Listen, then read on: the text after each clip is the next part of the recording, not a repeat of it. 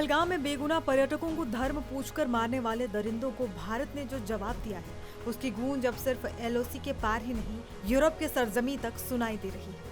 विदेश मंत्री एस जयशंकर इन दिनों यूरोप दौरे पर हैं। नीदरलैंड्स की मीडिया को दिए एक इंटरव्यू में उन्होंने साफ कहा कि भारत और पाकिस्तान के बीच जो सीज फायर हुआ, वो भारत के दम पर हुआ, भारत की शर्तों पर हुआ। इसमें अमेरिका की कोई भूमिका नहीं है। The cessation of firing and military action was something which was negotiated directly between India and Pakistan. We made one thing very clear to everybody who spoke to us, not just United States, but to everybody, saying, look, if the Pakistanis want to stop firing, they need to tell us. We need to hear it from them.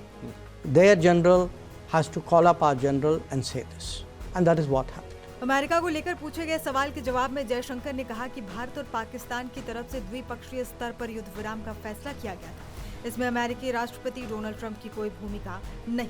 आगे विदेश मंत्री S Jaishankar ने दुनिया को दो टूक बता दिया कि पाकिस्तान को मासूम दिखाने का नाटक बंद करो। इंटरव्यू के दौरान उन्होंने स्पष्ट किया कि आतंकवाद पर अब भारत की नीति साफ है कि सहना नहीं है, जवाब देना है। पाकिस्तान आतंक से जुड़ा नहीं है, ये कहकर दुनिया को बहकाने की जो कोशिश है इस्लामाबाद करता रहा है, भारत ने उस पर सीधा हमला किया है।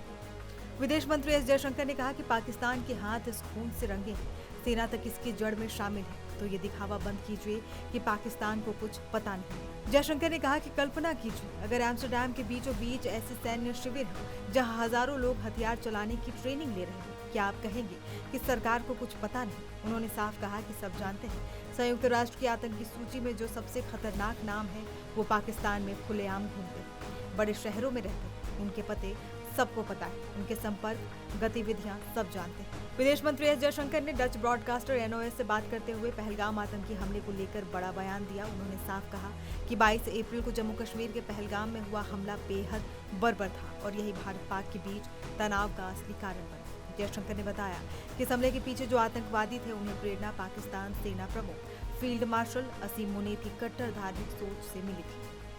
इस तरह की सोच न सिर्फ क्षेत्रीय बल्कि वैश्विक शांति के लिए भी एक गंभीर खतरा है। बहरहाल विदेश मंत्री जयशंकर के ये शब्द सिर्फ बयान नहीं थे, ये उस नए भारत की भाषा है जो आतंक के खिलाफ खड़ा, जो जुल्म पर चुप नहीं बैठता और जो अब हर गोली का जवाब सीधे निशाने पर देता है।